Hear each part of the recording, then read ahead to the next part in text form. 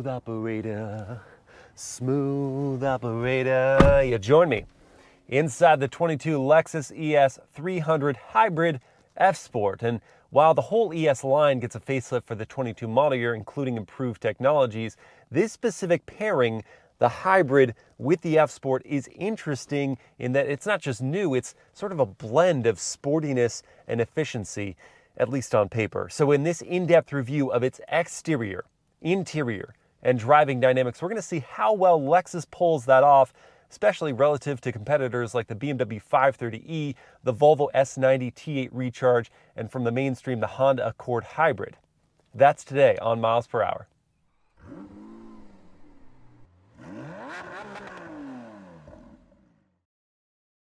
And there it is, the 22 Lexus ES 300h F Sport.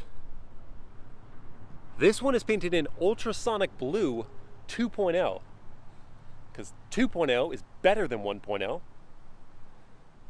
Certainly looks it. Look at that metallic flake on the paint surface. Gorgeous color, paired nicely with that white on black interior. Now, before we get too deep into this in-depth review, I want to take a quick sec to thank the sponsor of today's video, Imagine Autos. Very keen on what these guys are doing. So Imagine Autos is creating a high-quality, video-centric car purchasing experience. So when you go to imagineautos.com, they're linked in the description below, or you download their app, you will step into interactive spotlights from their walk-around videos, just like what I'm doing right now, of the exact car you're looking to buy. So let's say you want to see what condition the tires are in. Well, you'll just hit the tire icon in the upper right-hand corner, and it will jump ahead to show you the tires. Intuitive, right? And the visuals are clutch. Imagine Autos is creating a better car shopping experience with real video, including in-app features like augmented reality vehicle assessment, where you can see the type of car you're looking at in your own driveway or out on the road. It's pretty cool. So guys, hit the link, go to imagineautos.com or download their app to check out their car selection. Without further ado, back to the 22 ES 300h F Sport. So first thing to know about the 22 model is aesthetically, it's just a really minor facelift. And particularly on the F Sport, which, yes, new for the hybrid model, but the F Sport design is not really changing compared to the previous year. So you still got this big ol' spindle grille with these dense zigzag patterns on the F Sport. Non-F Sport models do get an updated grille insert with backwards L's. On the F Sport, you get this dark chrome treatment around the border. We'll also see that on the window trim. One option on this vehicle is the triple beam LED headlights. They look great with the spear hook daytime running light. Love that signature. So easy to identify this vehicle at night, whereas in the day you're just like, oh my gosh, the grille must be a Lexus. I kind of like it now. I do. Didn't like it at first, now I do like it, especially on their sedans and the LC. Now over here, we have more meshing, some of it being faux, some actually being real ventilation to bring cool air to the front brakes and tires. Speaking of those, on the F Sport, we'll get a set of 19-inch gloss black 5 split-spoke alloy wheels. They're wrapped in Michelin Primacy tires, not the most performance-oriented tire selection, but they do sort of balance on-road comfort. 235 section front and rear. The front brakes are 12-inch, and they are ventilated. The rears are solid at 11.1 inches. Looking at this profile, you have to take note of the added length of this sedan over something like the BMW 5 Series or Mercedes-Benz E-Class, and that's going to translate directly to rear passenger legroom, as we'll see in the interior. Two other things to point out while I'm thinking of them. I like this character line that starts just above the F Sport badge and runs along towards the taillights, and I like that kink at the C-pillar in the dark chrome treatment. The F-Sport badge itself is on the subtle side, as is this hybrid badge, sort of hidden down here on the bottom of the rear door. And I like that. They're not shouty about it. Get it, you're eco-friendly. The sculpted door mirrors are very cool. Black gloss up top, chrome in the center, and body color matching down low. And now getting to the rear, where I think this latest generation ES has improved the most over its predecessors, because the rear just looked so frumpy and old. This now is tighter. The 3 LEDs and the taillights do a sort of incandescent turn signals here, hybrid situation going on, with this dark chrome across the trunk, Bodica matching lip spoiler on the F-Sport model, more dark chrome down low. The overall design is definitely mature, but it stops short of being geriatric. Do I think the 5 Series or the E-Class are sharper? Yes, but this looks firmly graduated over something like a Camry or an Accord. You've done well for yourself, okay? Now let's check out that interior. On our way in, we'll see we have smart keyless entry, so you can leave the key in your pocket, just pull on the door handle to unlock it, to lock it, put your finger on that indent right there. We have that for the front doors and the rear ones, and that we call maximum convenience. That's right. Opening up and looking inside of this ES 300h F-Sport. And they call this interior color white, but clearly it's a duotone white on black, and they mingled it together so nicely.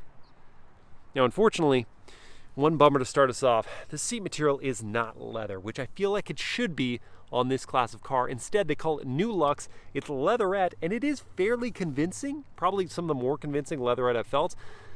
But that's until you feel real leather, and you're like, that's not it. These seats are F-Sport specific, with additional bolstering on the side. They're 10-way power adjustable in the front with lumbar support, heated and ventilated, and they also have an auto mode. So if you hop in, for example, on a hot day, they'll start to cool you, and on a cold day, they'll start to heat you. This one does have the optional heated steering wheel. All F-Sport trims are going to get this design for the steering wheel with the white contrast stitching and the perforations at 9 and 3 and the F-Sport badge on the bottom. Speaking of F-Sport badges, didn't show you the embossed F-Sport badge on the headrest of these seats. This cabin is so very nicely designed, and the material quality is excellent. Like, I like this. They could have just done a slab of white and a slab of black, called it a day, but they just blended it together beautifully. So you've got leatherette here, and it even comes up over the lip, where otherwise this is injection molding, like this burnished design for the trim that connects up over on the passenger side dashboard and into the door. You've got white contrast stitching here and an aluminum bar under that. The door handle is very nicely sculpted and feels excellent. You do have some harder plastics down here. I don't mind. Standard Lexus sound system in this one. You do have an available Mark Levinson sound system, which I've heard on the LC500. It's very good. I love that this car does not use piano gloss black extensively, which we know smudges and scratches and looks terrible after the first day. This one, you just got a strip here, and you have a different material on the insert for the window switch control. 4 auto one-touch windows, lock and unlock, and power controls for your door mirrors. However, there's not an auto fold function, which I feel like should be here. So when you lock the car, the mirrors don't fold in. You got to come over and just click them in yourself if you want to be safe. Down here, we've got Lexus ES specific carpeted floor mats and metallic finish on the dead pedal, brake, and gas. Doing a lot of mouth breathing today, guys. I'm sorry, because my nose is all stuffed up. Here we have hard plastics, but a hidden storage tray. Neat. Your fuel door is here. Your power trunk is there. That is an option, the power trunk. Let's show you the fuel door. No capless fueling. Such a disappointment.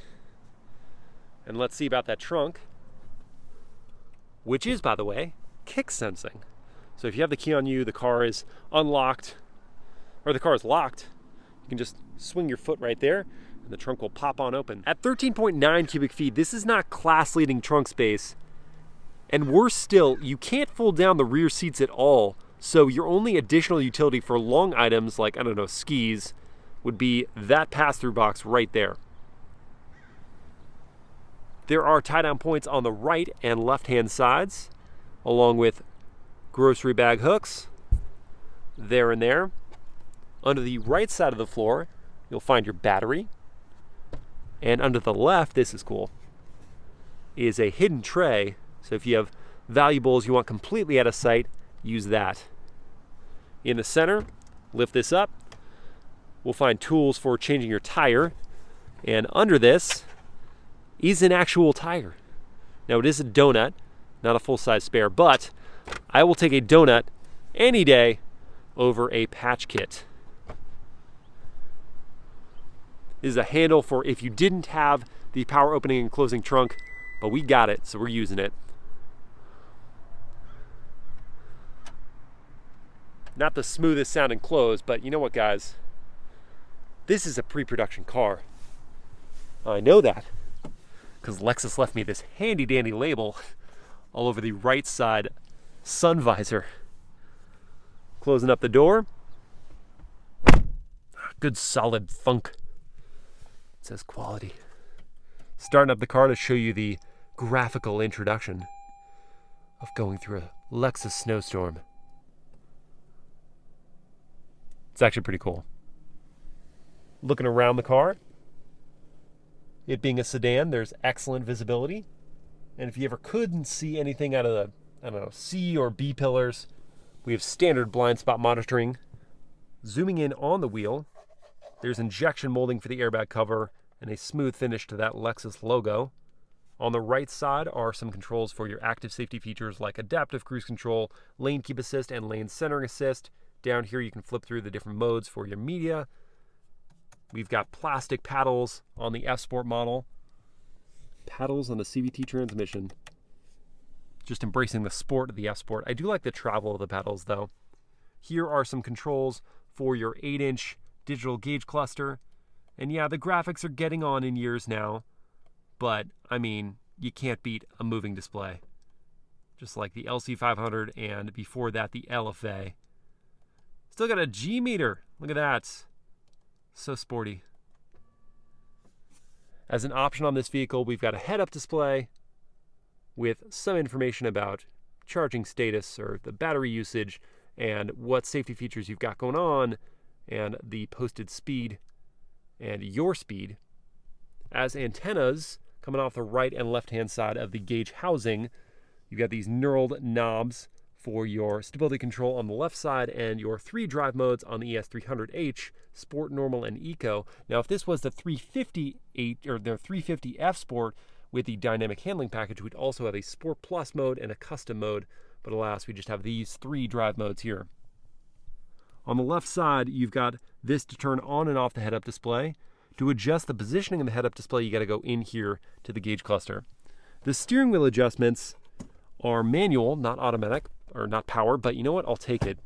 There's a lot of tilt and telescope, and you can find your position much quicker than with a power adjustment. Wiper controls on the right-hand side, and on the left, turn signals and lighting settings. And of course, you got one touch. Now, moving to some of the big news for 22, the infotainment. It has been adjusted, okay? So it's 4.5 inches closer to the driver and passenger because now it embraces touch controls. So before you always had to use this trackpad down here, which is still here and still frustrating, but now you got touch controls. The problem with this is not the size. 12.3 inches is nice and big. The graphics are like fine. They look dated at this point. The fact is that they, while adding touch features, didn't really optimize the system for touch. So these icons are still tiny and the layout is just not optimized in any way. This needs the latest UI that's in the Lexus NX and the new Toyota Tundra that I just experienced. That was awesome. Honestly, the only redeeming thing about this infotainment is that it does have Apple CarPlay and Android Auto, and they take over the whole display. which is cool.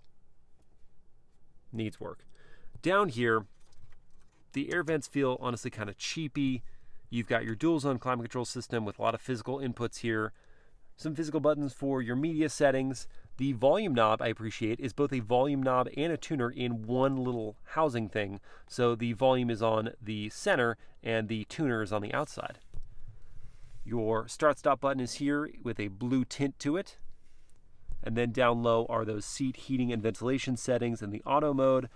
Steering wheel heating here on this one with the option, and this is another option on this one, a power sunshade.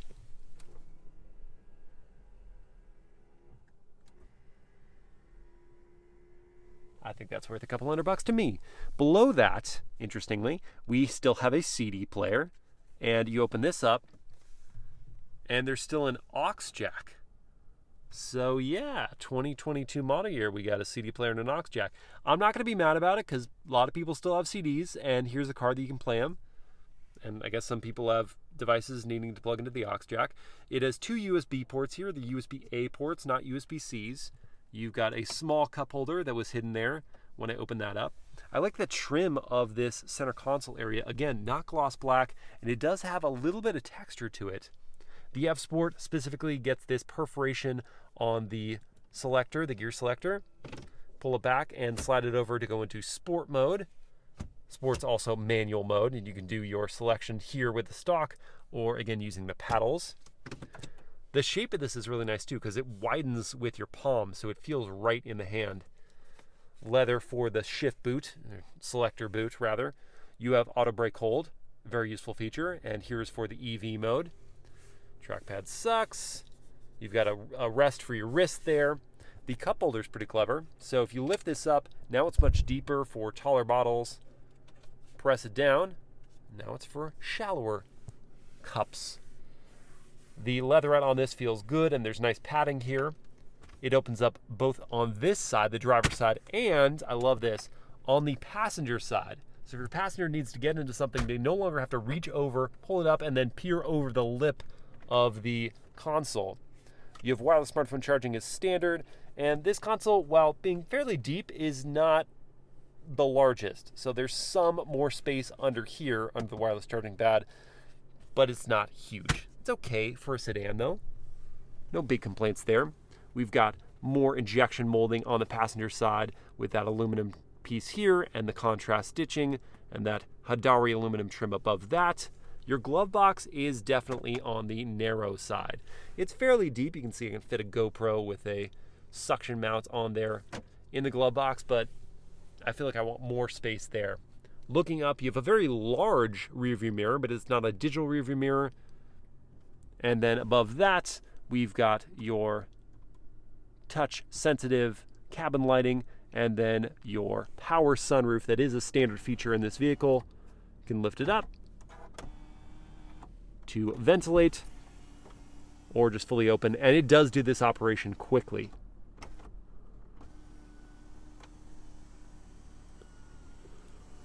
The black headliner does feel nice. I did mention that the sunroof doesn't have a power opening shade. You got to do it manually, but I, again, kind of prefer some of the manual features. Sun visor drops down, same material as the headliner. You've got a non-LED light illuminating that, but you know what? It slides. And it almost covers the whole window. I'll give him a pass.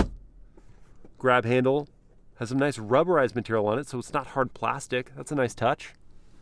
Let's go check out the rear seats now.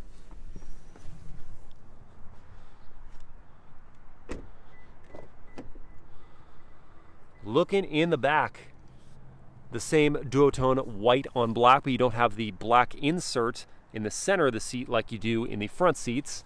Still, you have perforations here. No heating, no ventilation. That's okay. Yeah, man, this is fairly convincing leatherette. Again, until you feel leather. More of that aluminum trim up here. The blending of the white on black here looks very nice. Sculpted door handle there. The one-touch up and down windows. Hard plastics down there. That different material and then some gloss black. Hopping inside now. Oh yeah, and just appreciating the legroom situation back here. That's my sitting position at 6 feet tall, and I'm just stretched out. The foot pockets are nice and tall so I can slide my feet under. The thigh support comes all the way to the break in the knee. Comfortable. You've got that leatherette all on the backs of the seats and some contrast stitching just to kind of mix it up. Map pocket. Oh, the sound of that. Yeah, that was one of those pre-production parts right there. You do have air vents back here, no third zone of climate control, DC socket, and 2 USB-C ports, not USB-A's. The drive shaft hump is on the lower side, so let's just see. I think I could fit in the middle. Yeah, no problem. My head is now on the roof, right? Where there it was sort of, the hairs were brushing against it. Now my head's on the roof, so maybe not a 6-footer in the middle seat for a long trip, but there's space here certainly for 3 full-size adults in the back row if you got to do it to, I don't know, go to lunch with your coworkers. But oh man, it's so comfy back here. The padding is good. You've got a center console that comes down, pretty good size center console of that, and 2 cup holders in there, good padding there, and there's that pass through if you've got skis. I don't know if a snowboard would even fit in there, just gonna be skis. Same rubberized material on the grab handle here, hook for laundry. Man, yeah, the digs back here are so generous. I love it. And with all that shown, last 2 things to do, you know what they are. It's the big bottle test. First and foremost, will it fit in the Lexus ES 300h? Well, we know it's not going to fit there. We're going to try this cup holder first. Oh, it fits in. I mean, I don't think it's going to make any difference if I have that up because it's fairly narrow, but okay, it fits there and it's not coming out. So we got 1 spot already. Center console, will it fit? Maybe at somewhat of an angle. No. Okay, so doesn't fit there. We got 1 spot there. Door pocket, can you add to the spaces? Oh, there's no way I trust that. No. You know what? But we got 1 spot and it's right there next to you as the driver. It's a pass of the big bottle test. And with that, we're just going to rev up this hybrid. Oh yeah, we're doing it.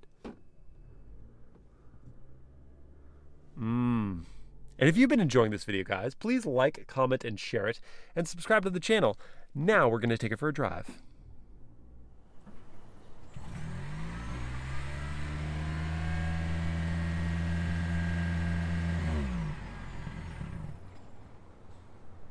Now, obviously, guys, the first thing you're tempted to do when you climb behind the wheel of a hybrid is to see how quick it'll get to 60. So we're going to go to Sport Drive mode, Sport Powertrain mode. We're going to lay down the hammer. Here we go. Oh, the G-force. I can't handle it. There's 60. Yep, there it is. We did it. Let's talk about the powertrain. 2.5 liter inline 4-cylinder paired with an AC synchronous electric motor. It makes a whopping 215 combined horsepower, and the torque figure is actually pretty good at 312 pound-feet. But then we go downhill from there because we've got a CVT transmission, which is, despite being an impressive bit of engineering, not the first name in performance or excitement, nor is a front-wheel drive layout, unless we're talking about a hot hatch. But that's what we've got here. 215 horsepower.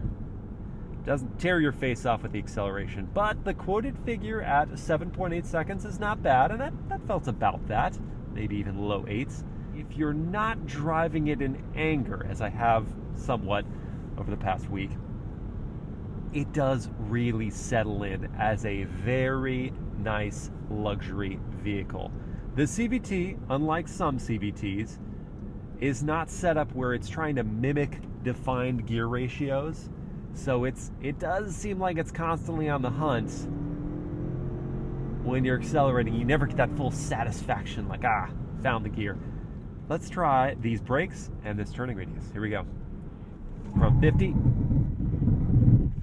Oh, they made some noises that got to bring the vehicle down, but they worked. That was fairly confidence-inspiring.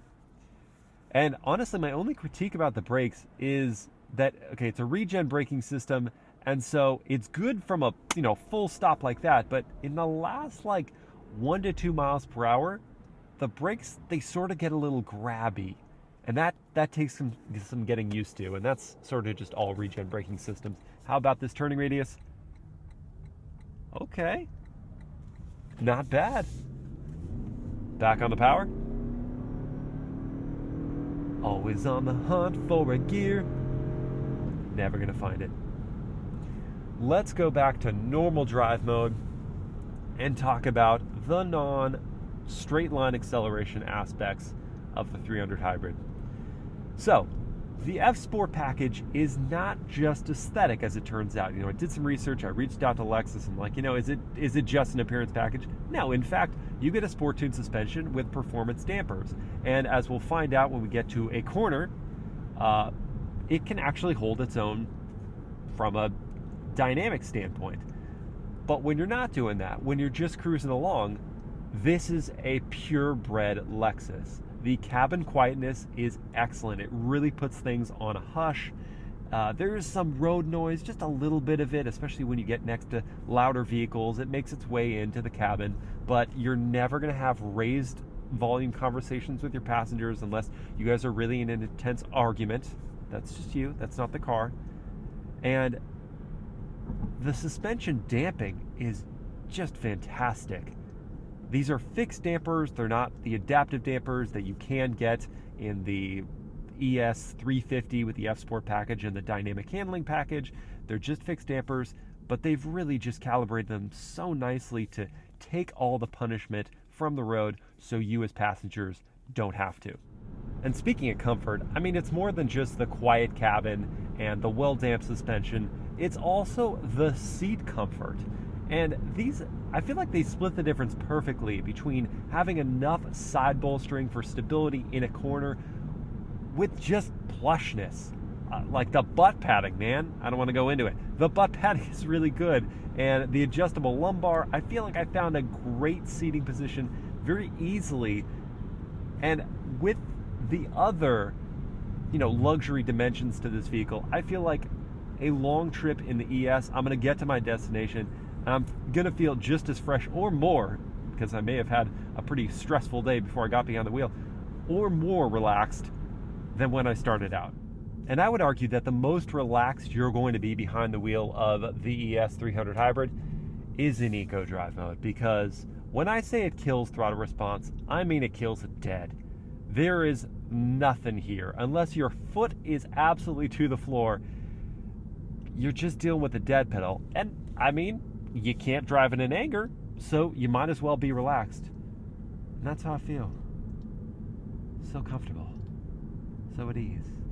And if I was going even slower, like below 25 miles per hour, like in a residential area or maybe in a parking lot, I could kick it down to EV mode, and that would let me drive only in electric power up to that 25 miles per hour limit. It's pretty cool. Okay, fine, a demonstration. EV mode. You hear that? Neither do I. And? A little faster, a little faster. Boom, done with EV mode. Just have to be, went above 25. But now this is the F-Sport, and this is miles per hour, so I have to chuck it into at least one corner.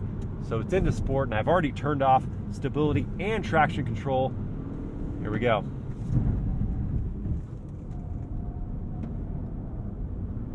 Pitched in pretty nicely, and wow. You can even force the back end to come around with a little lift off, and woo!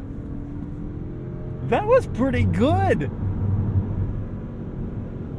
I'm rightfully impressed. I think I came in with very low expectations there, but that actually, it was flat relatively. There was a little bit of roll, but I kind of anticipated that. And the steering even wasn't completely dead. I got some sense of what was going on with the tires, such that I knew how to fine-tune it in the corner. Huh. And if you turn off the stability and traction control systems, which it will continue to warn you about, even though I've exited out of that like 10 times, then it plays with you.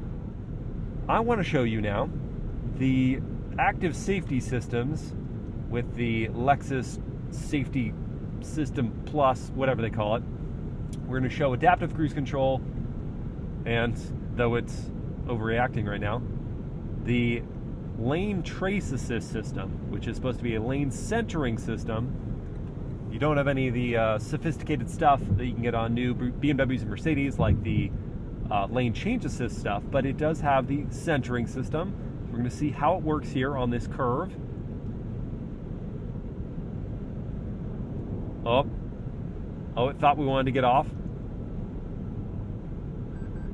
All right, and then it wanted me to put my hands back on the wheel. So it works if you're paying attention with it. You can't just leave it to its own devices. This is in no way a hands-off system. You gotta be dialed in. You gotta be patched in. But it does have those features, and mostly the adaptive cruise control is going to be useful if you are taking a longer family trip or solo outing. I don't know. You do you with your life. So with those safety features shown, it's time to talk about the competition. And we're going to start with the starting figure of this Lexus ES 300 Hybrid F Sport. That's about 46 grand. And as tested, we're looking at just over $52,000. And I'll tell you why that's a screaming deal, because this vehicle doesn't actually have a direct rival as a conventional hybrid luxury vehicle. If you step down from luxury, there is a conventional hybrid rival. You've got the Honda Accord Hybrid. That one's going to start at a more reasonable $37,000. It's going to make 212 horsepower, so just a bit less than this. The fuel economy is going to be 43 combined MPG, one less than this at 44.